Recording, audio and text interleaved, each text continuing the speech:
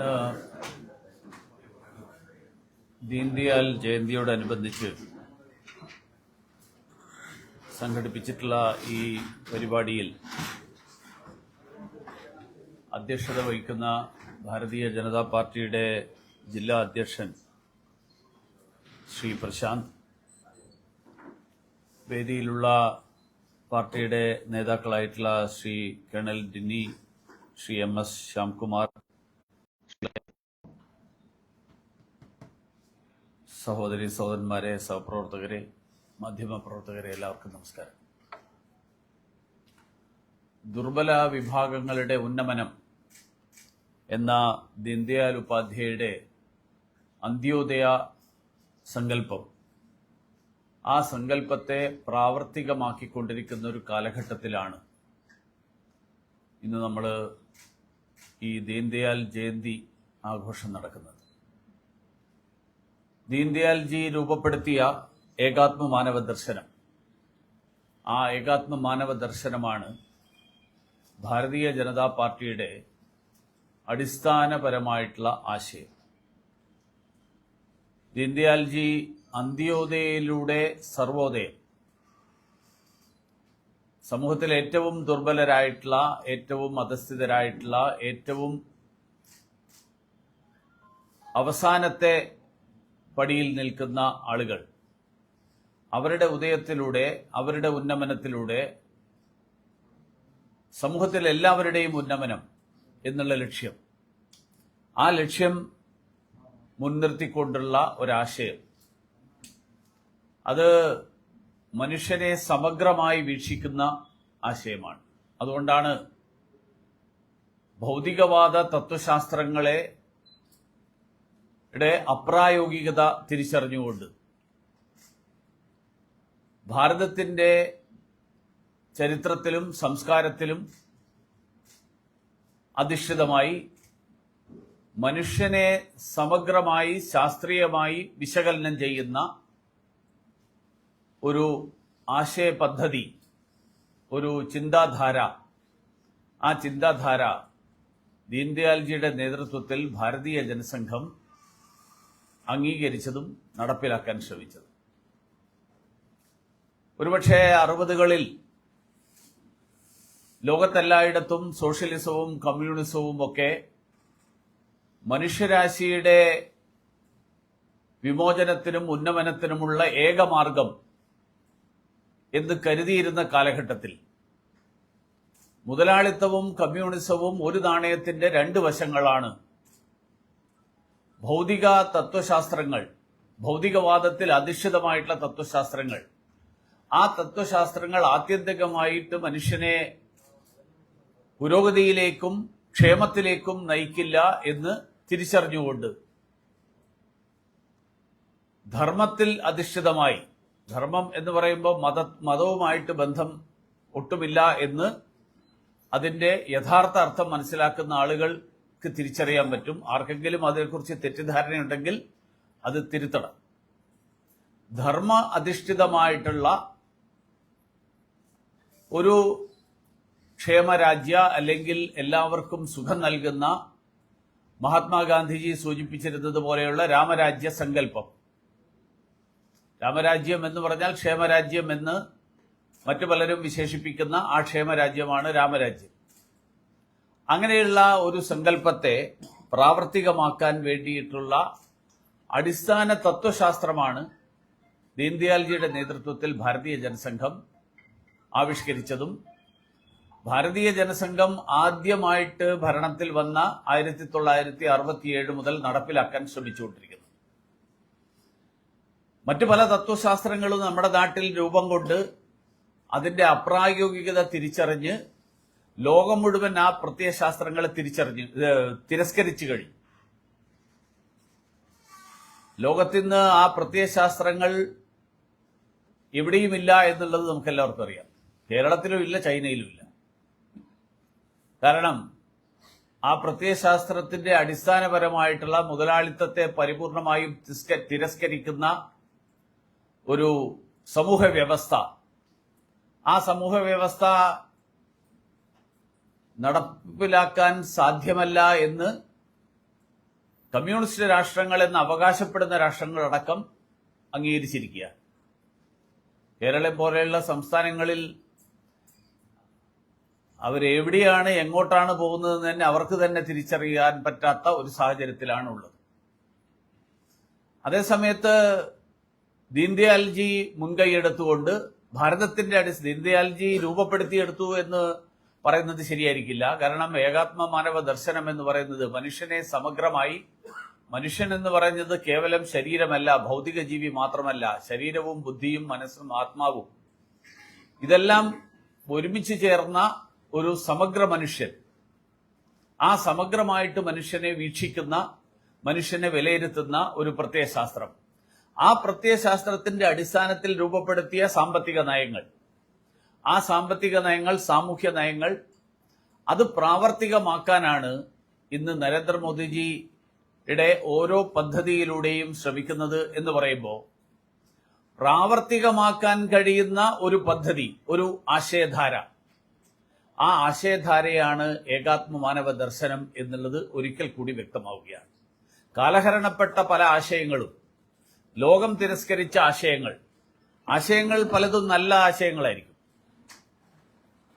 എന്ന് പറഞ്ഞാൽ കേൾക്കാൻ വളരെ നല്ല കാര്യങ്ങൾ, ഉദാത്തമായിട്ടുള്ള സങ്കല്പങ്ങൾ. പക്ഷെ അപ്രായോഗികമായിട്ടുള്ള ഉദാത്ത സങ്കല്പങ്ങൾ കൊണ്ട് രാഷ്ട്രീയ പാർട്ടികൾക്കോ അല്ലെങ്കിൽ അങ്ങനെയുള്ള ആശയങ്ങൾ മുന്നോട്ട് വെച്ചുകൊണ്ട് രാഷ്ട്രീയ പാർട്ടികൾ പ്രവർത്തിക്കുമ്പോൾ ആ രാഷ്ട്രീയ പാർട്ടികളുടെ അത്തരത്തിലുള്ള ആശയങ്ങളുടെ അടിസ്ഥാനത്തിൽ ജനങ്ങൾ അവരിൽ വിശ്വാസം അർപ്പിക്കുന്നത്, ആ വിശ്വാസം അസ്ഥാനത്താകും എന്നുള്ളത് തെളിയിക്കപ്പെട്ടു. അതുകൊണ്ടാണ് ഞാൻ പറഞ്ഞത്, പ്രയോഗത്തിൽ കൊണ്ടുവരാൻ പറ്റുന്ന പ്രത്യയശാസ്ത്രമായിട്ട് ഏകാത്മ മാനവ ദർശനം അംഗീകരിക്കപ്പെട്ടിരിക്കുന്നു എന്നുള്ളതാണ് നരേന്ദ്രമോദി സർക്കാരിന്റെ ഏറ്റവും വലിയ നേട്ടം. അന്ത്യോദയയിലൂടെ സർവോദയം എന്നുള്ള ദീൻദയാൽജിയുടെ ലക്ഷ്യം, അദ്ദേഹത്തിന്റെ സ്വപ്നം, ആ സ്വപ്നം യാഥാർത്ഥ്യമാക്കാനുള്ള ശ്രമങ്ങളാണ് ഇന്ന് പ്രധാനമന്ത്രി നരേന്ദ്രമോദിജിയുടെ നേതൃത്വത്തിൽ നടന്നുകൊണ്ടിരിക്കുന്നത്. നരേന്ദ്രമോദിയെ സംബന്ധിച്ചിടത്തോളം സമൂഹത്തിലെ ഏറ്റവും താഴെത്തട്ടിൽ സാധാരണക്കാരനായി സ്വന്തം അമ്മയടക്കം അടുത്ത വീട്ടിൽ ജോലിക്ക് പോയിരുന്ന ഒരാൾ, ഒരു കുടുംബത്തിൽ ജനിച്ചു വളർന്ന് ഒരു തൊഴിലാളിയുടെ മകനായി ജനിച്ച അദ്ദേഹത്തിന് ദാരിദ്ര്യം എന്ന് പറയുന്നത് പുസ്തകങ്ങളിൽ നിന്നോ മറ്റുള്ളവരിൽ നിന്നോ പഠിക്കേണ്ട, മനസ്സിലാക്കേണ്ട ഒരു കാര്യമായിരുന്നില്ല. അദ്ദേഹത്തിന്റെ ജീവിതാനുഭവങ്ങളിൽ നിന്നാണ് അദ്ദേഹം ദാരിദ്ര്യം എന്താണ് എന്ന് മനസ്സിലാക്കിയത്. അതുകൊണ്ട് തന്നെയാണ് കഴിഞ്ഞ 11 വർഷങ്ങൾക്കിടയിൽ 25 കോടി ആളുകളെ, 25 കോടി ഇന്ത്യൻ പൗരന്മാരെ ദാരിദ്ര്യരേഖയുടെ മുകളിലേക്ക് എത്തിക്കാൻ പറ്റുന്ന തരത്തിലുള്ള ഗരീബ് കല്യാൺ യോജന അഥവാ ദരിദ്രക്ഷേമത്തിന് വേണ്ടിയിട്ടുള്ള പദ്ധതികൾ ആവിഷ്കരിക്കാൻ ശ്രീമാൻ നരേന്ദ്രമോദിജിക്ക് സാധിച്ചത്. അതിൽ ദാരിദ്ര്യമില്ലാതാക്കണമെങ്കിൽ അഴിമതിയും കുടുംബവാഴ്ചയും അവസാനിപ്പിക്കണം എന്നുള്ള കാര്യത്തിൽ ശ്രീ നരേന്ദ്രമോദിജിക്ക് വളരെ വ്യക്തമായിട്ട് അദ്ദേഹത്തിന് ധാരണയുണ്ടായിരുന്നു. കാരണം അഴിമതിയും കുടുംബവാഴ്ചയുമാണ് ദാരിദ്ര്യത്തിന്റെ അടിസ്ഥാന കാരണങ്ങൾ. കാരണം സുതാര്യതയില്ലായ്മ, ആ സുതാര്യതയില്ലായ്മയാണ് അഴിമതിയുടെ മറ്റൊരു വശം. അതിനെ പരിഹരിച്ചുകൊണ്ട്, അഴിമതിക്കാരെ വെച്ചുപൊറുപ്പിക്കില്ല എന്നുള്ള നിലപാടെടുത്തുകൊണ്ട്, അഴിമതിക്ക് എതിരായിട്ടുള്ള പോരാട്ടത്തിൽ വിട്ടുവീഴ്ചയില്ല എന്നുള്ള നിലപാടെടുത്തുകൊണ്ടാണ് പ്രധാനമന്ത്രി നരേന്ദ്രമോദിജി കഴിഞ്ഞ 11 വർഷക്കാലമായിട്ട് ഈ രാജ്യത്തിന്റെ ഭരണത്തെ നയിച്ചുകൊണ്ടിരിക്കുന്നത്. നമുക്കെല്ലാവർക്കും അറിയാം, കഴിഞ്ഞ കാലങ്ങളിൽ, അതിനു മുൻപുള്ള കാലഘട്ടങ്ങളിൽ, ആ കാലഘട്ടങ്ങളിൽ പ്രത്യേകിച്ച് 2004 മുതൽ 2014 വരെയുള്ള കാലഘട്ടത്തെക്കുറിച്ച് ഈ കൂട്ടത്തിൽ ഏറെ പേർക്ക് ഓർമ്മയുണ്ടാവുന്ന ഒരു കാലഘട്ടമാണ്. ആ കാലഘട്ടത്തിൽ കേന്ദ്ര മന്ത്രിസഭയിലുള്ള മന്ത്രിമാരുൾപ്പെടെയുള്ള നിരവധി ആളുകൾക്ക് അഴിമതി ആരോപണങ്ങൾ ഉയർന്നു വന്നതിന്റെ അടിസ്ഥാനത്തിൽ, കേവലം ആരോപണങ്ങളല്ല, CAG, കോടതികൾ, അതുപോലെയുള്ള ഭരണഘടനാ സ്ഥാപനങ്ങളടക്കം ആ അഴിമതിയെക്കുറിച്ച് കൃത്യമായി ചൂണ്ടിക്കാണിച്ചതിന്റെ അടിസ്ഥാനത്തിൽ രാജിവെച്ച് പോകേണ്ടി വന്ന സാഹചര്യം. അങ്ങനെയുള്ള സാഹചര്യം ുമായിട്ട് താരതമ്യം ചെയ്യുമ്പോൾ 2014 ശേഷം എത്രമാത്രം വ്യത്യസ്തമായിട്ടുള്ള രീതിയിലാണ് ഈ രാജ്യത്തെ കാര്യങ്ങൾ മുന്നോട്ട് പോകുന്നത് നമുക്കറിയാം. കഴിഞ്ഞ 11 വർഷക്കാലത്തിനിടയിൽ ഒരാരോപണം പോലും കേന്ദ്ര സർക്കാരിലെ ഒരു മന്ത്രിക്കെതിരായിട്ട് പോലും ഉന്നയിക്കാൻ പോലും സാധിച്ചിട്ടില്ല എന്നുള്ളത് തന്നെ കഴിഞ്ഞ 11 വർഷക്കാലമായിട്ടുള്ള സർക്കാരിന്റെ പ്രവർത്തനത്തിന്റെ ഏറ്റവും വ്യക്തമായിട്ടുള്ള ഉദാഹരണം, തെളിവ്. ആ തെളിവാണെന്ന് നമുക്ക് എല്ലാവർക്കും അറിയാം. മാത്രമല്ല, ഈ നാട്ടിലെ സാധാരണക്കാരന് അന്നത്തെ പ്രധാനമന്ത്രി തന്നെ പറഞ്ഞിരുന്നു, ഡൽഹിയിൽ നിന്ന് 100 രൂപ അയക്കുമ്പോൾ 15 രൂപയാണ് ഉപഭോക്താവിന് കിട്ടുന്നത്, ഗുണഭോക്താവിന് കിട്ടുന്നത്. 85% ഇടയ്ക്ക് വെച്ച് നഷ്ടപ്പെടുകയോ ഇടയ്ക്ക് വെച്ച് ചോർന്നു പോകുന്ന ഒരു സാഹചര്യം, ആ സാഹചര്യം ഉണ്ടായിരുന്നു എന്നുള്ള സ്ഥിതിയിൽ നിന്ന് മാറി ഇന്ന് ഗുണഭോക്താവിന് അവൻ അർഹമായിട്ടുള്ള ആനുകൂല്യങ്ങൾ പൂർണ്ണമായും ലഭിക്കുന്നു എന്ന് ഉറപ്പുവരുത്താൻ കഴിയുന്ന വിധത്തിൽ ഒരു ഫിനാൻഷ്യൽ ഇൻക്ലൂസീവ്നെസ് അല്ലെങ്കിൽ ഫിനാൻഷ്യൽ ഇൻക്ലൂസിവിറ്റി ഈ രാജ്യത്തെ 56 കോടി ജനങ്ങൾ, അന്നുവരെ ബാങ്ക് അക്കൗണ്ടില്ലായിരുന്ന ആളുകൾ, സ്വാതന്ത്ര്യം നേടി ഏതാണ്ട് 67 കൊല്ലക്കാലം ബാങ്കുകളുടെ പടിവാതിൽക്കൽ വരാന്തയിൽ പോലും കയറാൻ അവസരമില്ലാതിരുന്ന 56 കോടി ആളുകൾക്ക് കഴിഞ്ഞ 11 വർഷത്തിനിടയിൽ ജൻധൻ അക്കൗണ്ടുകളിലൂടെ അവർക്ക് അർഹമായിട്ടുള്ള പണം നേരിട്ട് അവർക്ക് ലഭ്യമാകുന്ന തരത്തിൽ ഇടയ്ക്ക് ശുപാർശക്കാരന്റെയും ഇടയ്ക്ക് കമ്മീഷൻ പറ്റുന്നവരുടെയും ആരുടെയും സഹായമില്ലാതെ നേരിട്ട് ആനുകൂല്യങ്ങൾ ലഭിക്കുന്ന ഒരു സാഹചര്യമുണ്ടായി എന്ന് പറയുമ്പോഴാണ് ഞാൻ നേരത്തെ പറഞ്ഞ ഈ അഴിമതി ഇല്ലാതാക്കലിന്റെയും ദാരിദ്ര്യ നിർമ്മാർജ്ജനത്തിന്റെയും ഒക്കെ ഏറ്റവും ജീവിക്കുന്ന ഉദാഹരണമായിട്ട് കഴിഞ്ഞ ഇത്രയും വർഷക്കാലമായിട്ട് 11 വർഷക്കാലമായിട്ടുള്ള സർക്കാരിന്റെ പ്രവർത്തനങ്ങൾ വിലയിരുത്താൻ സാധിക്കും. അങ്ങനെ രാജ്യം മുന്നോട്ട് പോയിക്കൊണ്ടിരിക്കുന്ന ഘട്ടത്തിലാണ് നമ്മൾ ഇന്ന് ദീൻദയാൽ ജയന്തി ആഘോഷിക്കുന്നത്. നമ്മുടെ സമ്പദ് വ്യവസ്ഥ 11 വർഷം മുമ്പ് 11ാം സ്ഥാനത്തായിരുന്നുവെങ്കിൽ ഇന്ന് നമ്മൾ ലോകത്തിലെ 4ാമത്തെ സമ്പദ്ഘടനയായിട്ട് മാറിയിരിക്കുന്നു.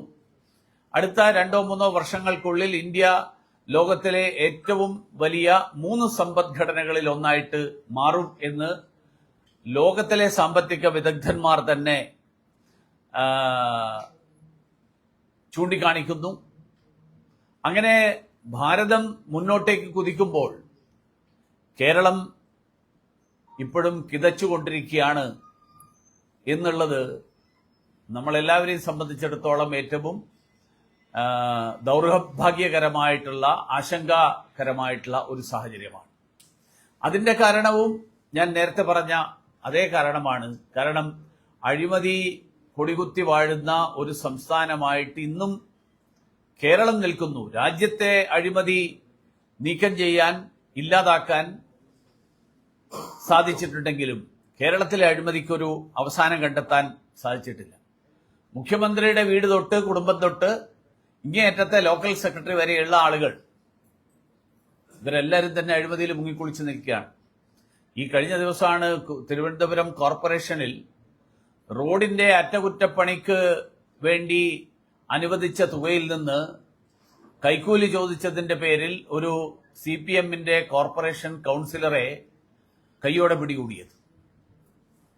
അയാളെ സംബന്ധിച്ചിടത്തോളം അയാൾ വിചാരിക്കുന്നത് ഞാൻ വലിയ തെറ്റൊന്നും ചെയ്തില്ല എന്നാണ്. കാരണം അയാൾ നോക്കുന്ന സ്ഥലത്ത് നോക്കുമ്പോൾ അയാൾ കാണുന്നത് CPMന്റെ വലിയ നേതാവ് മുഖ്യമന്ത്രിയുടെ മകളടക്കം മാസപ്പടി വാങ്ങുന്നു. കാരണം കോടികളാണ് കമ്പനികളിൽ നിന്ന് മാസപ്പടിയായിട്ട് മുഖ്യമന്ത്രിയുടെ മകൾക്ക് കിട്ടുന്നത്. അപ്പൊ പിന്നെ എനിക്ക് കുറച്ച് പൈസ വാങ്ങിയാൽ എന്താ എന്ന് അയാൾ ചിന്തിക്കുന്നുണ്ടെങ്കിൽ ആ പാർട്ടിയിലെ സ്ഥിതിയിൽ അത് തെറ്റാണ് എന്ന് ഒരുപക്ഷെ ആരും പറയുമെന്ന് എനിക്ക് തോന്നുന്നില്ല. കാരണം ഈ കരിമണൽ കമ്പനി എന്തിനാണ് മുഖ്യമന്ത്രിയുടെ മകൾക്ക് മാസം തോറും ഈ മാസപ്പടി നൽകിയിരുന്നത് എന്നുള്ളത് ആർക്കും ഇതുവരെ മനസ്സിലായിട്ടില്ല. ഗോവിന്ദന് പോലും അറിയില്ല. ഗോവിന്ദന് വേറെ പല ഇടപാടുകളാണ്. അതൊരു ഇംഗ്ലണ്ടിലോ മറ്റുള്ള ഏതൊരു കക്ഷി, നമ്മുടെ നാടൊക്കെ വിട്ട് ഇംഗ്ലണ്ടിലാണ്. അങ്ങനെയുള്ള ഒരു ഇംഗ്ലണ്ടിലുള്ള ഒരു മലയാളി ഗോവിന്ദൻ അതിന്റെ പേരിൽ എഴുതിയ കത്തോ ഗോവിന്ദന് എഴുതിയ പരാതിയോ അത് പോളിറ്റ് ബ്യൂറോയിലെത്തുകയും കോടതിയിലെത്തുകയോ ഒക്കെ ചെയ്തത് കഴിഞ്ഞ ദിവസങ്ങളിൽ നമ്മൾ വാർത്തകൾ വായിച്ചിട്ടുണ്ട്. കേരളത്തിൽ 1957 ആദ്യത്തെ മന്ത്രിസഭ വരുന്നത്. 1958 ആന്ധ്ര അരി കുംഭകോണം, അന്ന് തൊട്ടിങ്ങോട്ട് എല്ലാ മന്ത്രിസഭകളും അഴിമതി ആരോപണങ്ങൾ, കോഴയുടെ ആരോപണങ്ങൾ, ആ ആരോപണങ്ങൾ നേരിട്ടിട്ടുള്ളവരാണ്.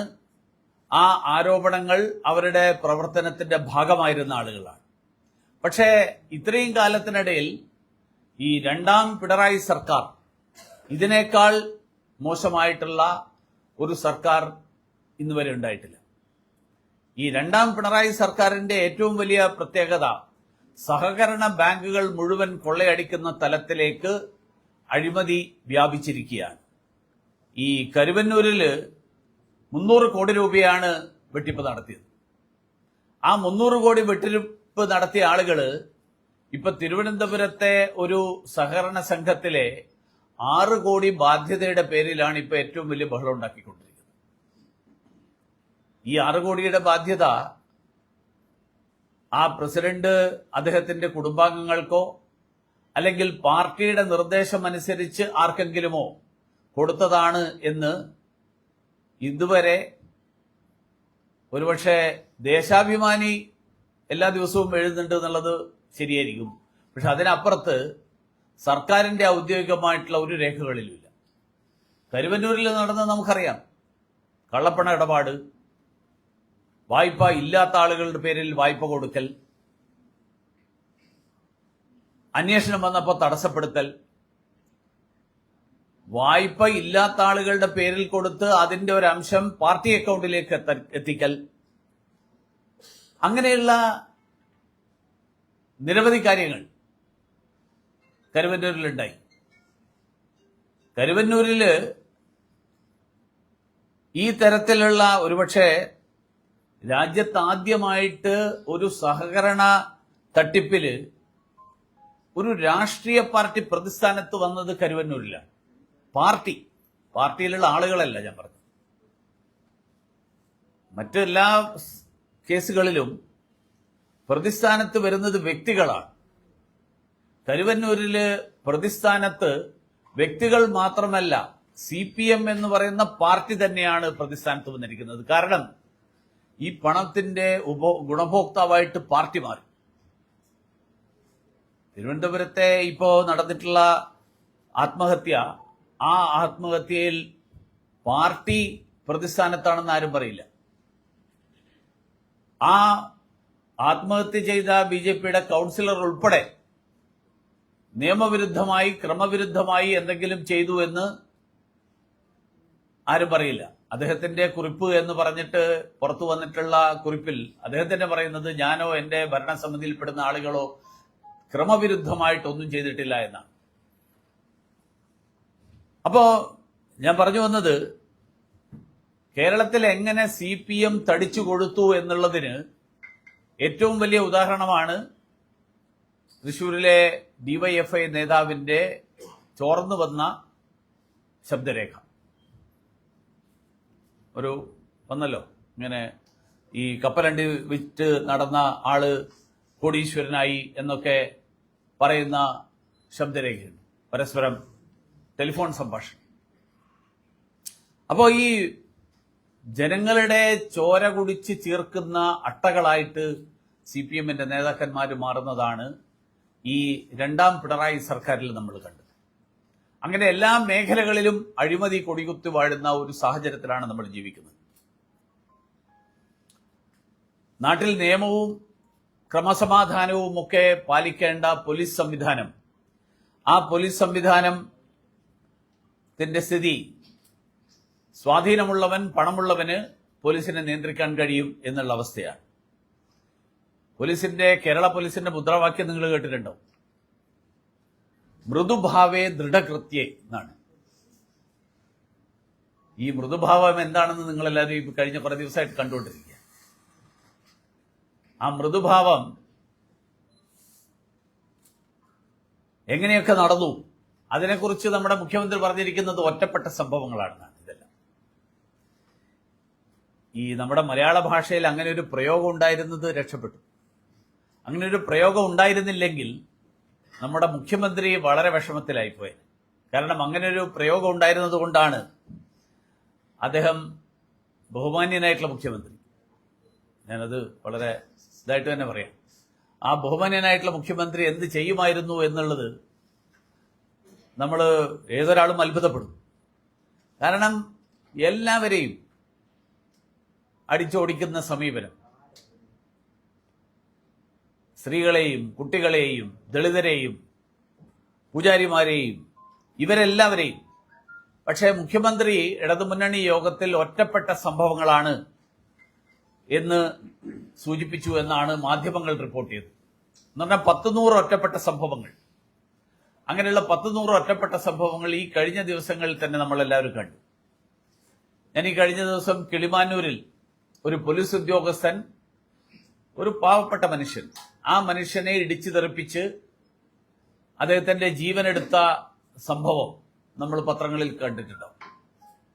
സാധാരണ ഒരു മനുഷ്യൻ, നമ്മൾ വണ്ടിയായിട്ട് പോകുമ്പോൾ ഒരു മൃഗത്തെ ആണെങ്കിൽ പോലും ഇടിച്ചു കഴിഞ്ഞാൽ നമ്മളൊന്ന് നിർത്തിയിട്ട് നോക്കും, ആ മൃഗത്തെ ഒന്ന് രക്ഷപ്പെടുത്താൻ പറ്റുമോ, വല്ല പരിക്കും പറ്റിയിട്ടുണ്ടോ, അതിനെ രക്ഷപ്പെടുത്താൻ പറ്റുമോ. പക്ഷെ ഒരു പോലീസ് ഉദ്യോഗസ്ഥൻ ഒരു മനുഷ്യനെ ഇടിച്ചു തെറിപ്പിച്ചിട്ട് തിരിഞ്ഞു നോക്കാതെ പോയി എന്ന് പറയുമ്പോൾ ഈ പിണറായി പോലീസിന്റെ സ്ഥിതി എന്താണ്, ആ പിണറായി പോലീസ് എങ്ങനെയുള്ള ആളുകളാണ് പിണറായി പോലീസിലുള്ളത് എന്ന് നമുക്ക് സ്വയം തിരിച്ചറിയാൻ പറ്റുന്നൊരു കാര്യമാണ്. ഞാൻ ആ വീട്ടിൽ പോയിരുന്നു. വളരെ ദാരിദ്ര്യം ഉള്ള ഒരു കുടുംബം, വളരെ പാവപ്പെട്ടവരായിട്ടുള്ളൊരു കുടുംബം. അങ്ങനെയുള്ള കുടുംബത്തിൽപ്പെട്ട ഒരു വ്യക്തിയാണ്. അവിടെ മാത്രമല്ല, ഇപ്പൊ കഴിഞ്ഞ ദിവസം മറ്റൊരു സംഭവം നടന്നു. ആനന്ദ് എന്ന് പറയുന്ന ഒരു ചെറുപ്പക്കാരൻ പേരൂർക്കട പോലീസ് ക്യാമ്പിൽ ട്രെയിനിയായിരുന്നു. ഞാൻ മിനിയാന്ന് ആ വീട്ടിൽ പോയത്. വിതുരയിലുള്ള ആ ഒരു ആദിവാസി ചെറുപ്പക്കാരനാണ്. അമ്മയും ഒരു സഹോദരനും മാത്രമേ ഉള്ളൂ. അമ്മ തയ്യൽ ജോലിയെടുത്ത് 2 മുറിയുള്ള വീട്, തയ്യൽ ജോലിയെടുത്ത് പഠിപ്പിച്ച് എസ് എൻ കോളേജിൽ, ചെമ്പടത്തി എസ് എൻ കോളേജിൽ നിന്ന് ഡിഗ്രിയൊക്കെ പാസ്സായി PSC ഒരു കോച്ചിങ്ങിനും പോകാതെ വീട്ടിലിരുന്ന് പഠിച്ച് പോലീസിലേക്ക് സെലക്ട് ചെയ്യപ്പെട്ട ചെറുപ്പക്കാരനാണ് ആനന്ദ് എന്ന് പറഞ്ഞ ചെറുപ്പക്കാരൻ. അയാൾ പറഞ്ഞിരുന്നത്, ഞാൻ ജോലി കിട്ടി, അമ്മ എന്നെ ഇത്രയും കാലം കഷ്ടപ്പെട്ട് പഠിപ്പിച്ചു, ഇനി അമ്മ തൊഴിലിന് പോകണ്ട, ഞാൻ അമ്മയുടെ കാര്യങ്ങൾ നോക്കിക്കൊള്ളാം. പക്ഷെ പോലീസ് പറയുന്നത് അയാൾ ആത്മഹത്യ ചെയ്തു എന്നാണ്. വീട്ടുകാർക്ക് ഒരിക്കലും വിശ്വസിക്കാൻ കഴിയുന്നില്ല. കാരണം അമ്മയെ നോക്കിക്കൊള്ളാം എന്ന് പറഞ്ഞ് ജോലിയിൽ ചേർന്ന് ജോലി ചെയ്തുകൊണ്ടിരുന്ന ഒരു ചെറുപ്പക്കാരൻ, ട്രെയിനിങ്ങിൽ പങ്കാളിയായിരുന്ന ഒരു ചെറുപ്പക്കാരൻ ഒരു സുപ്രഭാതത്തിൽ ആത്മഹത്യ ചെയ്തു എന്നുള്ളതിനെക്കുറിച്ച് അങ്ങനെ പറയുന്ന പോലീസ് ഭാഷ്യം, ആ പോലീസ് ഭാഷ്യം ആ നാട്ടുകാർക്കും വിശ്വാസമായിട്ടില്ല, ആ കുടുംബത്തിനും വിശ്വാസമായിട്ടില്ല. പോലീസ് ട്രെയിനിങ് ക്യാമ്പിൽ ജാതീയമായിട്ടുള്ള അധിക്ഷേപം ഉൾപ്പെടെ അദ്ദേഹത്തിന് നേരിടേണ്ടി വന്നു എന്നുള്ളതാണ് അവിടെ അദ്ദേഹത്തെ അറിയുന്നവരും കുടുംബത്തെ അറിയുന്നവരും ഒക്കെ എന്നോട് പറഞ്ഞത്. കുറച്ച് മാസങ്ങൾക്ക് മുൻപാണ് പേരൂർക്കട പോലീസ് സ്റ്റേഷനിൽ ബിന്ദു എന്ന് പറയുന്ന ഒരു സ്ത്രീ, വീട്ടുജോലിക്ക് നിൽക്കുന്ന സ്ത്രീ, ആ സ്ത്രീയെ 24 മണിക്കൂർ നേരം പോലീസ് സ്റ്റേഷനിൽ പിടിച്ചു നിർത്തി, സംശയത്തിന്റെ പേരിൽ പിടിച്ചു നിർത്തിയത്. ആ വീട്ടിൽ ഞാൻ പോയിരുന്നു.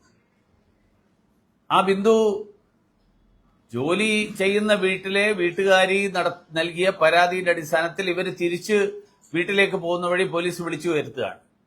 24 മണിക്കൂർ പിടിച്ചു നിർത്തി. വെള്ളം ചോദിച്ചപ്പോൾ, ദാഹിച്ച് വെള്ളം ചോദിച്ചപ്പോൾ പറഞ്ഞ് പോയി കക്കൂസ് പോയി കുടിച്ചോളാനാണ്. ഇതാണ് പോലീസിന്റെ പെരുമാറ്റം. ഇങ്ങനെയുള്ള ആളുകൾക്ക് പൂർണ്ണ സംരക്ഷണം കിട്ടും. കാരണം എന്താ? കാരണം CPMന്റെ നേതൃത്വത്തിലുള്ള ആ യജമാനന്മാരുടെ എല്ലാ പണികൾക്കും കൂട്ടുനിൽക്കുന്നവരായിട്ട് കുറെ പോലീസ് ഉദ്യോഗസ്ഥന്മാരുണ്ട്. ഞാൻ എല്ലാവരും അങ്ങനെയാണെന്നും പറയില്ല. ആ പോലീസ് ഉദ്യോഗസ്ഥന്മാർ അങ്ങനെയുള്ള ആളുകളായതുകൊണ്ട് ഇങ്ങനെയുള്ള പോലീസ് ഉദ്യോഗസ്ഥന്മാരുടെ എന്ത് വൃത്തികേടുകളും സംരക്ഷിക്കാനും അവരെ നിലനിർത്താനും CPM-ന്റെ നേതൃത്വവും തയ്യാറായിട്ട് വരുന്നു. അങ്ങനെ പോലീസ് സേനയിലെ പുഴുക്കുത്തുകളായിട്ടുള്ള ആളുകൾ, ആ പുഴുക്കുത്തുകളായിട്ടുള്ള ആളുകളും CPM-ന്റെ നേതൃത്വവും തമ്മിലുള്ള ഒരു അവിഹിതമായിട്ടുള്ള ഒരു ബന്ധം, അവിശുദ്ധ ബന്ധം, ആ അവിശുദ്ധ ബന്ധമാണ് ഈ തരത്തിൽ പോലീസ് ഉദ്യോഗസ്ഥന്മാര് ഇങ്ങനെയുള്ള അക്രമികളായിട്ട് മാറുന്നതിന്റെ പിന്നിൽ എന്ന് നമുക്കെല്ലാവർക്കും അറിയാം. ഇങ്ങനെ നാട്ടിലെ ജനങ്ങൾ മുഴുവൻ ഈ സർക്കാരിനെ വെറുത്ത് കൊണ്ടിരിക്കുന്ന സാഹചര്യം, ആ സാഹചര്യമാണ് ഇപ്പൊ നമ്മൾ കാണുന്നത്. ഈ സർക്കാർ എത്രയും പെട്ടെന്ന് ഈ സർക്കാരിനെ പുറത്താക്കണം എന്നുള്ളതാണ് ഈ നാട്ടിലെ ജനങ്ങളുടെ മനോഭാവം എന്ന് ജനങ്ങളിടയിൽ അഭിപ്രായമുണ്ട് എന്ന് തിരിച്ചറിഞ്ഞപ്പോ ഇപ്പൊ ജനങ്ങളെ മതത്തിന്റെ അടിസ്ഥാനത്തിൽ ഭിന്നിപ്പിച്ച്, പഴയ ബ്രിട്ടീഷ് തന്ത്രം, ഭിന്നിപ്പിച്ച് ഭരിക്കുക എന്നുള്ള തന്ത്രം, ആ തന്ത്രം ഉപയോഗിക്കാനാണ് ഇപ്പോ മാർക്സിസ്റ്റ് പാർട്ടി ഏറ്റവും ഒടുവിലായിട്ട് നടത്തുന്ന ശ്രമം. ശബരിമലയിൽ ആചാര ലംഘനത്തിന് കൂട്ടുനിന്ന ആളുകൾ 7 കോടി മുടക്കിയിട്ടാണ് ഇപ്പോൾ അയ്യപ്പ സംഗമം നടത്തിയിരിക്കുന്നത്. ആ അയ്യപ്പ സംഗമം എന്തായി നമുക്കെല്ലാവർക്കും അറിയാം. പിണറായി വിജയനും കുറെ അന്തഃപുരവാസികളും അല്ലാതെ ആ അയ്യപ്പ സംഗമത്തിൽ ആളുകൾ ആരും പോയില്ല. ആളുകൾക്ക് അറിയാമായിരുന്നു ഇവർ ഈ അയ്യപ്പ സംഗമം നടത്തുന്നതിൽ ഒരർത്ഥമില്ല. കാരണം അയ്യപ്പ സംഗമം ശബരിമലയുടെ വികസനത്തിന്റെ കാര്യങ്ങൾ ചർച്ച ചെയ്യാനാണെന്നാണ് പറഞ്ഞത്. മുഖ്യമന്ത്രിയുടെ ഉദ്ഘാടന പ്രസംഗത്തിൽ ആളുകളെ പിടിച്ചിരുത്തിയല്ല. കാരണം മുഖ്യമന്ത്രിയുടെ ഉദ്ഘാടന പ്രസംഗത്തിൽ ആളില്ലെങ്കിൽ അദ്ദേഹം ഭയങ്കരമായിട്ട് ക്ഷോഭിക്കും. നമ്മൾ കണ്ടിട്ടുണ്ട് ആളില്ലാത്ത സ്ഥലങ്ങളിലൊക്കെ അദ്ദേഹം എങ്ങനെയാണ് ക്ഷോഭിക്കുന്നത്. അപ്പൊ ആ ക്ഷോഭം താങ്ങാൻ ബുദ്ധിമുട്ടാണ് എന്നറിയുന്നത് കൊണ്ട് ദേവസ്വം ബോർഡിന്റെ ആളുകളും പിന്നെ നാട്ടിലെല്ലാ സ്ഥലത്തുനിന്നും വിളിച്ചുകൂട്ടിയ ദേവസ്വം ബോർഡിന്റെ ഉദ്യോഗസ്ഥന്മാരും ഒക്കെ ആ സമയം പൂർണ്ണമായിട്ടിരുന്നു. പക്ഷെ ശബരിമല വികസനത്തെക്കുറിച്ച് ചർച്ച ചെയ്ത ഒരു യോഗത്തിലും ആളുണ്ടായില്ല അതിനുശേഷം. കാരണം എന്ന് വെച്ച് കഴിഞ്ഞാൽ ശബരിമല വികസനം ചർച്ച ചെയ്യാൻ ഇവര് ചർച്ച ചെയ്യുന്നതിൽ ജനങ്ങൾക്ക്, ആ വന്ന ആളുകൾക്ക് ആർക്കും വിശ്വാസമില്ലായിരുന്നു. ഇവർ ചർച്ച ചെയ്തിട്ട് എന്തെങ്കിലും ചെയ്യാൻ പോവാണ്. അതുകൊണ്ട് ഈ അയ്യപ്പ സംഗമത്തിന്റെ ലക്ഷ്യം എന്താണ് എന്ന് കോടതി ചോദിച്ചതിന് പോലും കൃത്യമായിട്ട് ഉത്തരം നൽകാൻ ഈ ദേവസ്വം ബോർഡിനും സർക്കാരിനും സാധിച്ചിട്ടില്ല. മാത്രമല്ല അതിനിടയിലാണ് ഈ ദ്വാരപാലക ശില്പങ്ങളുടെ സ്വർണപാളി, അതിന്റെ പീഠം, സ്വർണപാളിയിൽ തന്നെ 4 കിലോ 4.5 കിലോ സ്വർണം നഷ്ടമായി എന്നാണ് പറയുന്നത്. 4.5 കിലോ എന്ന് പറയുമ്പോൾ ഇപ്പോഴത്തെ കണക്കനുസരിച്ചിട്ട് ഏതാണ്ട് 5 കോടിയോളം രൂപ വില വരും. ആ 5 കോടിയോളം വില വരുന്ന സ്വർണം ശബരിമലയുടെ ക്ഷേത്രത്തിന്റെ അവകാശപ്പെട്ട സ്വർണം, ആ സ്വർണം നഷ്ടമായി എന്നുള്ള വാർത്തയും കൂടി വന്നപ്പോ ഈ സർക്കാരിന് ശബരിമലയോട് എത്ര താല്പര്യമുണ്ട് എന്ന് സാധാരണക്കാരായിട്ടുള്ള എല്ലാവർക്കും മനസ്സിലാക്കി. 9 കൊല്ലം ഈ സംസ്ഥാനം ഭരിച്ച ആളുകളാണ്. ആ 9 കൊല്ലക്കാലത്തിനിടയിൽ ഒന്നും ചെയ്യാതിരുന്ന ആളുകൾ ഇപ്പോ 7 കോടി മുടക്കിയിട്ട് അയ്യപ്പ സംഗമം നടത്തുകയാണ്. ഞാൻ ഒരു കാര്യം പറയാൻ ആഗ്രഹിക്കുകയാണ്. അവിടുത്തെ മാസ്റ്റർ പ്ലാൻ 9 കൊല്ലമായിട്ട് ഒന്നും ചെയ്യാത്ത സർക്കാരാണ്. ശബരിമലയുടെ വികസനത്തിന് വേണ്ടിയിട്ടുള്ള മാസ്റ്റർ പ്ലാൻ, ആ മാസ്റ്റർ പ്ലാൻ എല്ലാവരുടെയും മുന്നിൽ അവിടെ ഉണ്ട്. അതെങ്ങനെയാണ് ശബരിമല വികസിപ്പിക്കേണ്ടത്, ശബരിമലയിലെ ഇടത്താവളമായിട്ട് നിലയ്ക്കൽ വികസിപ്പിക്കേണ്ടത് എങ്ങനെയാണ്. പക്ഷേ 9 കൊല്ലമായിട്ട് അക്കാര്യത്തിൽ ചെറുവിരൽ അനക്കിയിട്ടില്ല ഈ സർക്കാർ. ഭാരതീയ ജനതാ പാർട്ടി ഈ ശബരിമലയുടെ കാര്യത്തിൽ എന്ത് ചെയ്തു എന്നൊക്കെ ആർക്കെങ്കിലും സംശയമുണ്ടെങ്കിൽ, ഭാരതീയ ജനതാ പാർട്ടി ഭരിച്ച സംസ്ഥാനങ്ങളിലൊക്കെ ഭാരതീയ ജനതാ പാർട്ടി വിശ്വാസികളുടെ താല്പര്യങ്ങൾ, വിശ്വാസികളുടെ വികാരങ്ങൾ മാനിച്ചുകൊണ്ടുള്ള നടപടികളാണ് എടുത്തിട്ടുള്ളത്. കേരളത്തിൽ ഭാരതീയ ജനതാ പാർട്ടി ഭരിച്ചിരുന്നുവെങ്കിൽ നിസ്സംശയം എനിക്ക് പറയാം 9 കൊല്ലക്കാലം കൊണ്ട് ഭാരതീയ ജനതാ പാർട്ടി ആ മാസ്റ്റർ പ്ലാൻ നടപ്പിലാക്കിയത്. ഞാനിത് വെറും ഒരു ആഗ്രഹം പറയല്ല, കാരണം ഇത് നമ്മൾ ചെയ്തു കാണിച്ച കാര്യമാണ്. അയോധ്യ ആണെങ്കിലും കാശി വിശ്വനാഥ ഇടനാഴിയാണെങ്കിലും ചാർധാം ആണെങ്കിലും ഇതിലെല്ലാം ഭാരതീയ ജനതാ പാർട്ടി എടുത്തിട്ടുള്ള നിലപാട്. കാശി വിശ്വനാഥ ക്ഷേത്ര ഇടനാഴി 2019 തറക്കല്ലിട്ടത്. 2021 ഭക്തർക്ക് തുറന്നു കൊടുത്തു. ശബരിമലയുടെ അതേ പ്രശ്നം അവിടെ ഉണ്ടായിരുന്നു. ഭക്തർ മണിക്കൂറുകൾ ക്യൂ നിൽക്കേണ്ടി വരുന്ന സാഹചര്യം, സ്ഥലപരിമിതി, ജനസാന്ദ്രത, അങ്ങനെയുള്ള നിരവധി പ്രശ്നങ്ങൾ. ഈ പ്രശ്നങ്ങളൊക്കെ കാശി വിശ്വനാഥ ക്ഷേത്ര ഇടനാഴിയിലുണ്ടായിരുന്നു. പക്ഷേ മുഖ്യമന്ത്രി യോഗി ആദിത്യനാഥ് നേരിട്ടിറങ്ങി ജനങ്ങളുമായിട്ട് സംസാരിച്ച് ജനങ്ങളെ കാര്യങ്ങൾ ബോധ്യപ്പെടുത്തി അങ്ങനെ സ്ഥലം ഒഴിപ്പിച്ച് കിട്ടേണ്ട ആളുകളെ സ്ഥലം ഒഴിപ്പിച്ചെടുത്ത് കാശി വിശ്വനാഥ ക്ഷേത്ര ഇടനാഴി നടപ്പിലാക്കി. കുടിയൊഴിഞ്ഞു പോകേണ്ടി വന്ന ആളുകൾക്ക് പകരം സ്ഥലം നൽകി. അതുകൊണ്ട് എനിക്ക് നമ്മുടെ വാസവൻ മന്ത്രിയോട് പറയാനുള്ളത്, ഈ യോഗിജിയുടെ സന്ദേശം മാത്രം വായിച്ചാൽ പോരാ, പകരം ശബരിമലയിൽ പോയി കണ്ട്, യോഗിജിയെ പോയി കണ്ട് ശബരിമലയിൽ എന്ത് ചെയ്യണം എന്ന് വാസവൻ പഠിക്കണം. അതല്ലാതെ സംഗമത്തിൽ യോഗിജിയുടെ കത്ത് വായിച്ച് ഇതാ യോഗി അനുഗ്രഹിച്ചിരിക്കുന്നു. വാസവൻ മന്ത്രി ചിലപ്പോഴൊക്കെ സത്യം പറയുന്ന ഒരാളാണ്. കാരണം ചിലപ്പോഴൊക്കെ എന്നാണ് ഞാൻ പറഞ്ഞത്, എല്ലായ്പ്പോഴും അല്ല. കാരണം ചിലപ്പോഴൊക്കെ സത്യം പറയുന്നത് നമ്മൾ ആദ്യം കേട്ടത് വിഴിഞ്ഞത്താണ്. അദ്ദേഹം പറഞ്ഞു അദാനി ഞങ്ങളുടെ പാർട്ട്ണറാണെന്നാണ് പറഞ്ഞത്. അതുവരെ പറഞ്ഞിരുന്നത് അദാനിക്കെതിരായിട്ട് വലിയ ബഹളമായിരുന്നു. ഞാൻ പാർലമെന്റിലുള്ള സമയത്ത് ഞാൻ സ്ഥിരം കാണുന്നതാണ്. നമ്മുടെ CPM-ന്റെ കേരളത്തിലുള്ള സുഹൃത്തുക്കളൊക്കെ ഉടനെ ചാടി എഴുന്നേൽക്കും അദാനി. പക്ഷേ സത്യം വാസവൻ പറഞ്ഞു അദാനി ഞങ്ങളുടെ പങ്കാളിയാണ്, അതാണ് പറഞ്ഞത്. അതേപോലെ യോഗി ആദിത്യനാഥ് വളരെ ബഹുമാന്യനായിട്ടുള്ള വ്യക്തിയാണ് എന്നുള്ളത് പറഞ്ഞു. ഇത്രയും കാലം പറഞ്ഞ യോഗി എന്തോ ഒരു വലിയ മോശക്കാരനാണെന്നുള്ള നിലയിലാണ് കേരളത്തിലെ ജനങ്ങളോട് പറഞ്ഞത്.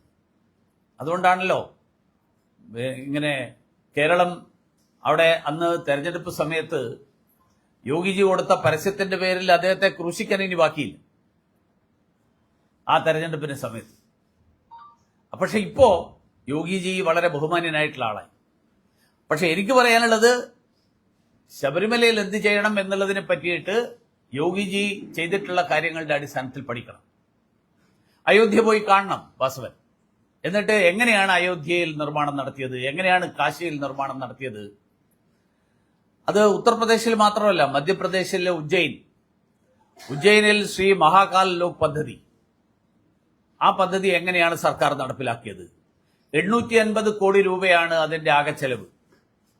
പ്രതിവർഷം 1.5 കോടിയോളം വരുന്ന സന്ദർശകരുടെ എണ്ണം അതിരട്ടിയാകുമെന്നാണ് മധ്യപ്രദേശ് സർക്കാർ പ്രതീക്ഷിക്കുന്നത്. അതിന് ഉതകുന്ന തരത്തിലാണ് അവിടുത്തെ വികസനം നടക്കുന്നത്. ഭരണത്തിൽ ഉള്ള എല്ലാ സ്ഥലങ്ങളിലും ഇതെല്ലാം ചെയ്തതാണ് ഭാരതീയ ജനതാ പാർട്ടിയുടെ പശ്ചാത്തലം. അതുകൊണ്ട് ഭൂരിപക്ഷ സമുദായത്തിന്റെ വിശ്വാസങ്ങളും ആചാരങ്ങളും സംരക്ഷിക്കാൻ ഈ രാജ്യത്ത് ഏറ്റവും ശക്തമായ നിലപാട് എടുത്തിട്ടുള്ളതും ഇനി എടുക്കാൻ പോകുന്നതും ഭാരതീയ ജനതാ പാർട്ടി മാത്രമാണ്. അക്കാര്യത്തിൽ ആർക്കും ഒരു സംശയവും വേണ്ട. 500 വർഷക്കാലത്തെ കാത്തിരിപ്പിന് ശേഷം അയോധ്യയിൽ ശ്രീരാമക്ഷേത്രം ഉയർന്നത് ഭാരതീയ ജനതാ പാർട്ടി ഈ രാജ്യത്തുള്ളതുകൊണ്ടാണ്. കമ്മ്യൂണിസ്റ്റ് ചരിത്രകാരന്മാർ കുറെ കള്ളക്കഥകൾ ഉണ്ടാക്കി. ആ കള്ളക്കഥകൾ മുഴുവൻ പൊളിച്ച് ശ്രീരാമ ഭഗവാന്റെ ജന്മഭൂമി തിരിച്ചുപിടിച്ചത് ഭാരതീയ ജനതാ പാർട്ടി കൂടി പങ്കാളിയായിട്ടുള്ള നിരവധി പരിശ്രമങ്ങൾ, ആ പരിശ്രമങ്ങളിലൂടെയാണ്. താൻ വിശ്വാസിയാണ്, ഭക്തനാണ് എന്ന് പറയുന്നതിൽ അഭിമാനിക്കുന്ന ഒരു പ്രധാനമന്ത്രിയാണ് ഇന്ന് രാജ്യത്തുള്ളത്. അതുകൊണ്ട് ഭാരതീയ പാരമ്പര്യങ്ങളെയും വിശ്വാസത്തെയും കുറിച്ച് അഭിമാനമുള്ള ഒരു നേതാവാണ് ഇന്ന് രാജ്യത്തിന്റെ പ്രധാനമന്ത്രി. അതുകൊണ്ട് അയോധ്യ മുതൽ ശബരിമല വരെ ഭൂരിപക്ഷ സമുദായത്തിന് വേണ്ടി നിലപാട് എടുത്തത്, ഇനിയും എടുക്കാൻ പോകുന്നത് ഭാരതീയ ജനതാ പാർട്ടി മാത്രമേ ഉള്ളൂ എന്നുകൂടി ഞാൻ ഈ അവസരത്തിൽ ഓർമ്മിപ്പിക്കുകയാണ്. അതുകൊണ്ട് ശബരിമലയിൽ ആചാര സംരക്ഷണത്തിന് പോലീസിന്റെ അടികൊണ്ടതും ജയിലിൽ പോയതും ഭാരതീയ ജനതാ പാർട്ടിയുടെ പ്രവർത്തകരാണ് എന്നുള്ളത് ചരിത്ര സത്യമാണ്. അത് എക്കാലത്തും ഞങ്ങളുടെ നിലപാടാണ്. അത് ഇനി ഭാവിയിലും അങ്ങനെ തന്നെയായിരിക്കും. അതുകൊണ്ട് ദീൻദയാൽജി മനുഷ്യന്റെ പുരോഗതി എന്ന് പറഞ്ഞാൽ അത് കേവലം ഭൗതിക പുരോഗതിയല്ല. മനുഷ്യൻ എന്ന് പറഞ്ഞാൽ ശരീരവും ബുദ്ധിയും മനസ്സും ആത്മാവും ഇതെല്ലാം ഉൾക്കൊള്ളുന്നതാണ് മനുഷ്യൻ, ഇതെല്ലാം ചേർന്നതാണ് മനുഷ്യൻ എന്ന് സമഗ്രമായി മനുഷ്യനെ വിലയിരുത്തിക്കൊണ്ട് ആവിഷ്കരിച്ച ഏകാത്മ മാനവ ദർശനം. ആ ഏകാത്മ മാനവ ദർശനത്തിന്റെ അടിസ്ഥാനത്തിലുള്ള നയപരിപാടികൾ നടപ്പിലാക്കുമ്പോൾ ഞാൻ പറഞ്ഞ ശരീരം മാത്രമല്ല, ശരീരവും ബുദ്ധിയും മാത്രമല്ല, മനസ്സും ആത്മാവും കൂടി ചേർന്നതാണ് മനുഷ്യൻ എന്ന് വിശ്വസിക്കുന്ന, എന്നുള്ളതിൽ നിസ്സംശയം നിലപാടെടുക്കുന്ന ഒരു രാഷ്ട്രീയ പാർട്ടി എന്നുള്ള നിലയിൽ ജനങ്ങളുടെ, ഭക്തരുടെ വിശ്വാസ പ്രമാണങ്ങൾ അതിനെ കാത്തുസൂക്ഷിക്കുകയും അത് നിലനിർത്താൻ വേണ്ടി ശ്രമിക്കുകയും ചെയ്യുക എന്നുള്ളത് ഇന്ന് ദീൻദയാൽജിയുടെ ജയന്തി ദിനത്തിൽ ഏകാത്മ മാനദർശനത്തിന്റെ പ്രണേതാവായിരുന്ന മഹാനായിട്ടുള്ള രാഷ്ട്ര ഋഷിയുടെ ഈ ജയന്തി ദിനത്തിൽ ഭാരതീയ ജനതാ പാർട്ടിയുടെ പ്രവർത്തകരുടെ ആ നിലപാട് ഒരിക്കൽ കൂടി നമുക്ക് നമ്മുടെ മനസ്സിൽ ഉറപ്പിക്കാം. ഇതേ പാതയിലൂടെ തന്നെയായിരിക്കും ഭാരതീയ ജനതാ പാർട്ടിയും പാർട്ടിയുടെ പ്രവർത്തകരും മുന്നോട്ട് പോകുന്നത് എന്നുള്ളത് ഒരിക്കൽ കൂടി ഒരു ദൃഢസങ്കല്പത്തിലൂടെ ഉറപ്പിക്കാൻ കൂടി ഈ അവസരത്തിൽ ആഗ്രഹിച്ചുകൊണ്ട് ഞാൻ എന്റെ വാക്കുകൾ അവസാനിപ്പിക്കുന്നു. എല്ലാവർക്കും നമസ്കാരം.